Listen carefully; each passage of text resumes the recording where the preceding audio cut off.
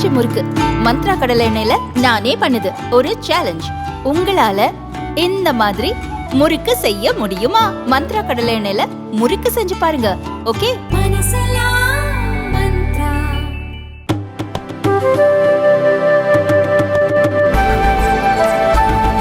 1992 ஆண்டு முதல் ஒவ்வொரு ஆண்டும் ஆகஸ்ட் திங்கள் 1ஆம் தேதி தொடங்கி 7ஆம் தேதி வரை உலக தாய்ப்பால் வாரம் கடைபிடிக்கப்பட்டு வருகிறது.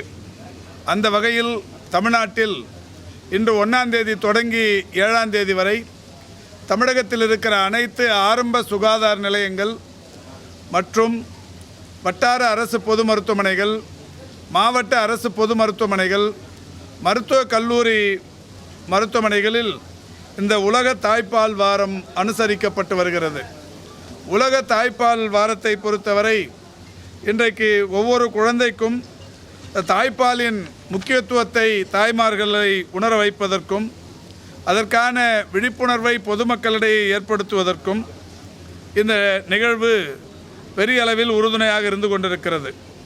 கர்ப்பிணி பெண்கள், பாலூட்டும் தாய்மார்கள், குடும்ப உறுப்பினர்கள் மற்றும் அந்த சமூகங்களை சார்ந்தவர்களுக்கான விழிப்புணர்வை ஏற்படுத்துதல், தாய்ப்பால் ஊற்றுதலை மேம்படுத்துதல், தாய்ப்பால் கொடுப்பதற்கான சூழலை உருவாக்குதல், தாய்ப்பால் கொடுக்கும் நடைமுறைகளை எளிமைப்படுத்துதல், பாலூற்றுதலுக்கான ஆதரவு சேவைகளை சுகாதார சேவை வழங்குபவர்கள் மூலம் வலுப்படுத்துதல், தாய்ப்பால் கொடுக்கும் விகிதத்தை அதிகப்படுத்துதல் மற்றும் ஊக்கப்படுத்துதலுக்கு இந்த ஒரு வாரம் முக்கியத்துவம் தரப்படுகிறது. தாய்ப்பாலின் முக்கியத்துவம் குறித்து ஏற்கனவே பல்வேறு வகைகளிலான விழிப்புணர்வு செய்யப்பட்டு வருகிறது. இது இளஞ்சிசு இறப்பு விகிதத்தை ஏறத்தாழ 20% தடுக்கும் வல்லமை வாய்ந்தது தாய்ப்பாலாகும். 5 வயதுக்குட்பட்ட குழந்தைகளின் இறப்புகளை 13% தடுக்க இது உதவியாக இருக்கிறது என்று மருத்துவ வல்லுநர்கள் தங்களது ஆராய்ச்சிகளின் மூலம் தெரிவித்திருக்கிறார்கள். வயிற்றுப்போக்கினால் ஏற்படும் இறப்பிற்கான வாய்ப்புகளை 11 மடங்கு தாய்ப்பால் குறைக்கிறது. நிமோனியா மூலம் ஏற்படும் இறப்பிற்கான வாய்ப்புகளை 15 மடங்கு குறைக்க வல்லது. குழந்தைகளின் மூளை வளர்ச்சியை தாய்ப்பால் கொடுப்பதன் மூலம் ஊக்குவிக்கப்படுகிறது. தொற்றா நோய்களின் தாக்கத்தை தடுக்க வல்லது.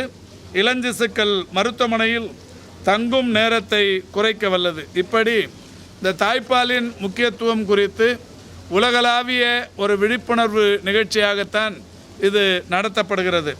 அந்த வகையில் தமிழ்நாட்டை பொறுத்தவரை தேசிய குடும்ப நல கணக்கெடுப்பின்படி 2016-17 ஆண்டுகளில் பிறந்த 1 மணி நேரத்திற்குள் தாய்ப்பால் ஊட்டும் விகிதம் என்பது 54.7 ஆக இருந்தது. தேசிய குடும்ப நல கணக்கெடுப்பின்படி அதுவே 2020-2021 படி 60.2 ஆக உயர்ந்திருக்கிறது. ஆக குழந்தை பிறந்த 1 மணி நேரத்திற்குள் தாய்ப்பால் ஊட்டும் விகிதம் என்பது தொடர்ந்து இன்றைக்கு அதிகரித்து வருவது என்பது இந்த விழிப்புணர்வுகளுக்கு கிடைத்த வெற்றியாக கருதப்படுகிறது. அதோடு மட்டுமல்லாது தேசிய குடும்ப நல கணக்கெடுப்பின்படி 2016-17 ஆண்டுகளில் எடுக்கப்பட்ட அந்த கணக்கெடுப்பின்படி ஒரு 6 மாதத்திற்கு தொடர்ச்சியாக தாய்ப்பால் ஊட்டும் சதவிகிதம் என்பது 48.3 இருந்தது. அது இப்போது 2020-21 பிறகு 55.1 உயர்ந்திருக்கிறது. ஆக தொடர்ந்து 6 மாத காலம் தாய்ப்பால் கொடுக்கும் விகிதமும் உயர்ந்திருக்கிறது. குழந்தை பிறந்த உடனே 1 மணி நேரத்திற்குள் தாய்ப்பால் கொடுக்கும் விகிதமும் உயர்ந்திருக்கிறது. ஆக இந்த 48 ஏறத்தாழ 1 மணி நேரத்திற்குள் தாய்ப்பால் கொடுக்கும் விகிதமான 54.7 இன்னமும் அதிகரிப்பதற்கும் 6 மாத காலம் தொடர்ச்சியாக தாய்ப்பால் கொடுக்கும் விகிதம் 55.1 என்பது இன்னமும் கூடுதலாக்குவதற்கும் 100% தாய்மார்கள் தாய்ப்பால் கொடுக்க வேண்டும் என்பதை உறுதிப்படுத்தும் விதமாகவும் இந்த விழிப்புணர்வு நிகழ்ச்சி பயன்படும் என்கின்ற நோக்கத்தோடு இது எல்லா மருத்துவமனைகளிலும் நடத்தப்பட்டு வருகிறது. இந்த ஆண்டை பொறுத்தவரை உலக தாய்ப்பால் வாரத்திற்கான கருத்துரு என்று அறிவிக்கப்பட்டிருப்பது தாய்ப்பால் ஊட்டுதலில் உள்ள இடைவெளியை தவிர்ப்போம், தாய்ப்பால் ஊட்டுதலை ஆதரிப்போம் எனும் கருத்துரு இந்த ஆண்டுக்கான தாய்ப்பால் வாரத்திற்கான கருத்துருவாக பிரகடனப்படுத்தப்பட்டிருக்கிறது. அதை இன்றைக்கு விளம்பரப்படுத்தும் நோக்கோடு இந்த நிகழ்ச்சி மிக சிறப்பாக நடத்தப்பட்டிருக்கிறது.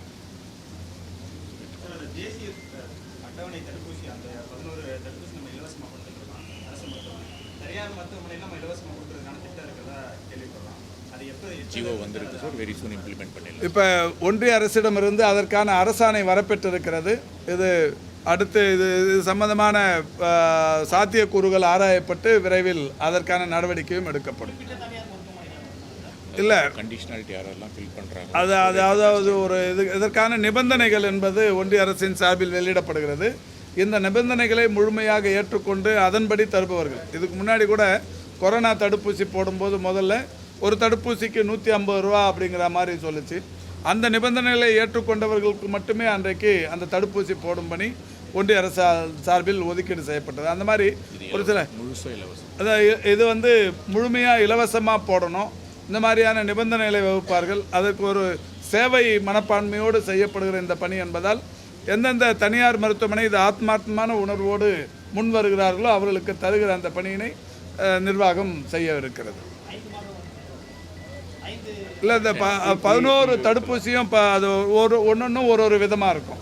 அந்தந்த தடுப்பூசிகள் எந்தெந்த தடுப்பூசி எந்தெந்த காலகட்டத்தில் போடப்பட வேண்டும், எவ்வளவு காலத்திற்கு போடப்பட வேண்டும் என்கின்ற அந்த விதிமுறைகள்லாம் அதில் இருக்கும். அதை பின்பற்றி தான் அதை செய்ய வலியுறுத்தப்படும்.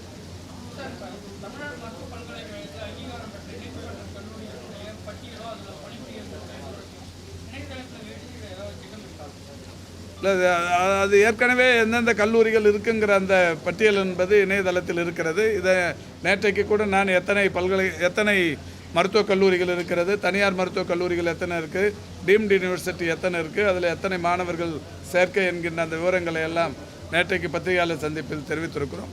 இதை முழுமையாக எம்ஜிஆர் யூனிவர்சிட்டி துணைவேந்தரிடத்தில் சொல்லி இணையதளத்தில் இல்லாமல் இருந்தால் அதை வெளியிட வலியுறுத்துவோம்.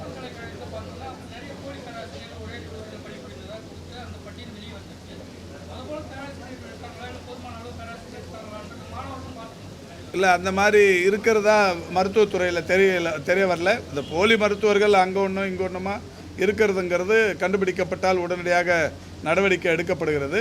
இந்த பல்கலைக்கழக அளவில் இருக்கிற அந்த நீங்கள் சொன்ன அந்த கல்லூரிகளின் பட்டியல், பல்கலைக்கழகங்களின் பட்டியல், அங்கங்கே பணியாற்றுகிற மருத்துவர்களின் எண்ணிக்கை போன்ற விஷயங்களை எல்லாம் அதை வெளியிடுவதற்குரிய நடவடிக்கை ஏற்கனவே வெளியிட்டிருப்பாங்க. இல்லைனாலும் அதை செய்ய சொல்லி வலியுறுத்தப்படும். டெங்குவை பொறுத்தவரையில் கட்டுக்குள்ளே தாங்க இருக்குது. ஏற்கனவே நாம் இது சம்மந்தமாக நிறைய பேசியிருக்கிறோம். 2012, 2017 போன்ற ஆண்டுகளில் தான் அதிகபட்சமான டெங்கு பாதிப்புகளும் இறப்புகளும் இருந்தது. அதுக்கப்புறம் தொடர்ச்சியாக 2020க்கு அப்புறமா மேற்கொள்ளப்பட்டு வருகிற உள்ளாட்சி அமைப்புகளோடும் அதை மேற்கொள்ளப்பட்டு வருகிற இந்த தொடர் நடவடிக்கைகளின் காரணமாக டெங்கு கட்டுக்குள் இருக்கிறது. இன்னொன்று போதுமான விழிப்புணர்வு என்பதும் தொடர்ச்சியாக ஏற்படுத்தப்பட்டு வருகிறது. மிக விரைவில் அந்த வடகிழக்கு பருவமழை தொடங்குவதற்கு முன்னால் மக்கள் நல்வாழ்வுத்துறையும் உள்ளாட்சி அமைப்புகள், குறிப்பாக ஊரக உள்ளாட்சி, நகர்ப்புற உள்ளாட்சி நிர்வாகங்களைச் சேர்ந்த மாவட்ட அலுவலர்களுடனான கூட்டம் ஒன்று நடத்தப்பட்டு அந்த கூட்டத்தில் வடகிழக்கு பருவமழை ஒட்டி இந்த பருவகால நோய்கள் அதிகரிக்காத வண்ணம் என்ன மாதிரி நடவடிக்கைகள் எடுக்கப்பட வேண்டும் என்று ஒரு விதிமுறைகள் வகுத்து அவர்களுக்கு தெரிவிக்கப்படும்.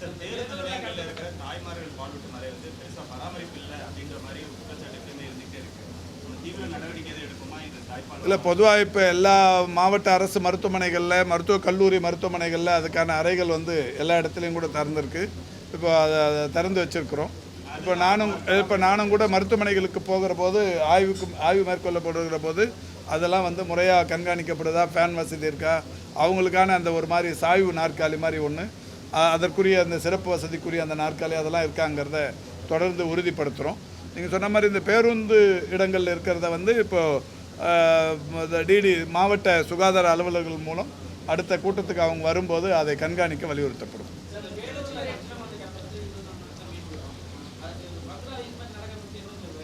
இப்போ சிசிடிவி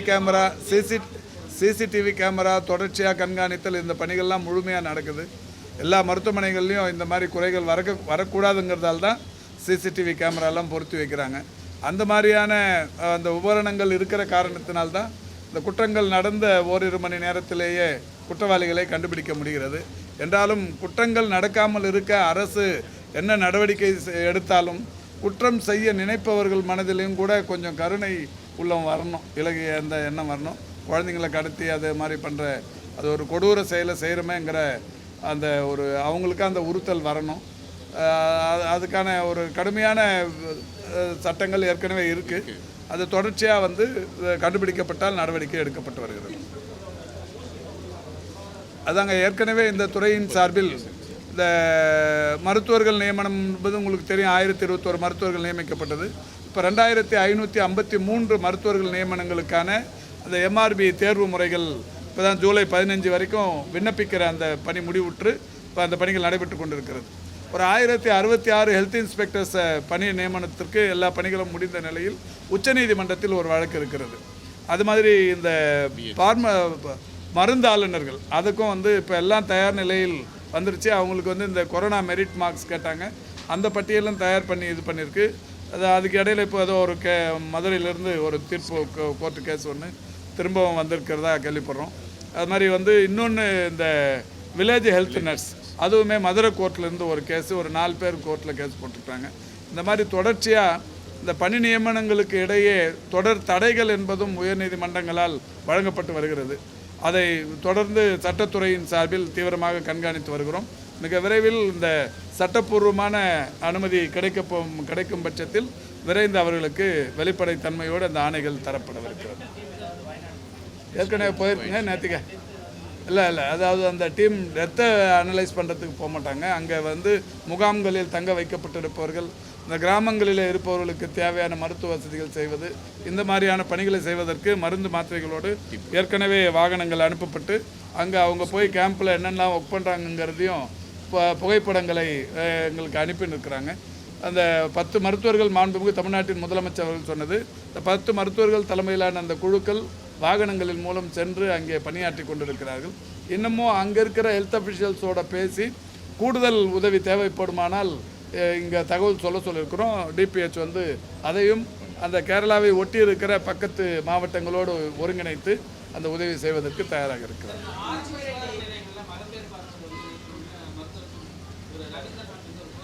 என்னம்மா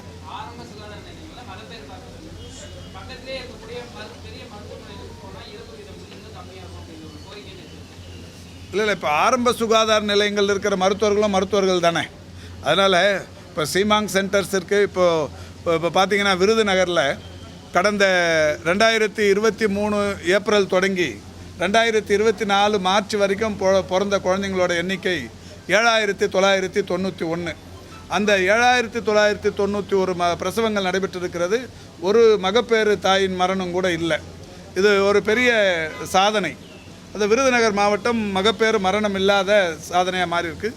அதே மாதிரி போன வருஷம் 1 லட்சம் தாய்மார்களுக்கான அந்த இறப்பு விகிதம்னு எடுத்துக்கினா 54 இருந்தது. 1 லட்சம் பிரசவங்களில் 54 மரணங்கள். இது இந்த வருஷம் அது 45 குறைஞ்சிருக்கு. ஒரு 9% குறைந்திருக்கிறது. எதிர்வரும் காலங்களில் இன்னும் குறைய வேண்டும் என்பதற்காக பல்வேறு நடவடிக்கைகளை எடுத்து வருகிறோம். நிச்சயம் இந்தியாவில் மகப்பேறு அந்த காலங்களில் அந்த இறப்பு விகிதத்தை முழுமையாக குறைப்பதற்குரிய எல்லா நடவடிக்கைகளும் எடுக்கப்பட்டு வருகிறது. அதனால் அது ஆரம்ப சுகாதார நிலையங்களில் வந்து பாதுகாப்பு இருக்கா இல்லை இதுக்கு இங்கே பாதுகாப்பு இருக்காங்கிறத நம்ம விவாதிக்க வேண்டிய அவசியம் இல்லை. காரணம் தமிழ்நாட்டை பொறுத்தவரை இன்றைக்கி 99.9% பிரசவங்கள் மருத்துவமனைகளில் தான் நடக்கிறது. இதற்கு முன்னால் பிரசவங்களை பொறுத்தவரை வீடுகளில் எங்கே வேணாலும் நடந்து இன்றைக்கி 99.9% மருத்துவமனைகளில் நடக்குது. அந்த 99.9% மருத்துவமனைகளில் நடக்கிறதுலையும் இன்னொரு மகிழ்ச்சியான விஷயம் என்னென்னா 59% அரசு மருத்துவமனைகளில் நடக்குது. இதை வந்து இன்னமும் கூடுதலாக்குவதற்குரிய நடவடிக்கைகளை மக்கள் நல்வாழ்வுத்துறை எடுத்து வருகிறது. எல்லாருக்கும் போய் சேர்ந்து இருக்குங்க. யாராவது வரலன்னு இல்லை இதை எங்கேயாவது வரல அப்படின்னு சொன்னால் 104 இருக்குது. அதில் கம்ப்ளைண்ட் பண்ணாங்கன்னா உடனடியாக அவர்களுக்கு தருவதற்குரிய நடவடிக்கைகள் எடுக்கும்.